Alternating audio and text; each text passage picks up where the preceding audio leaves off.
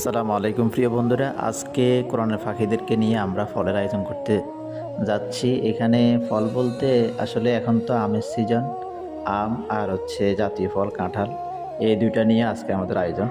তো আমাদের আয়োজনটি আজকে যিনি আমাদেরকে এই মেহমানদারি করাইছেন তিনি হচ্ছে আমাদের প্রিয় ভাই, আমাদের মাদ্রাসারই খুবই একজন মহিউদ্দিন লোক, ভালোবাসার মানুষ আজিম চৌধুরী।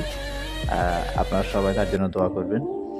তো আসলেই আমাদের স্টুডেন্টরা অনেকদিন পরে একসাথে এইভাবে আম এবং কাঁঠাল একসাথে খেতে পেরে, এবং আমি সবাইকে যেভাবে সুন্দর করে সার্ভ করার জন্য চেষ্টা করতেছি, সবাই খুবই খুশি এবং খুবই সুন্দর আমেজ নিয়ে আজকের এই ফল উৎসবে সবাই অংশগ্রহণ করেছে।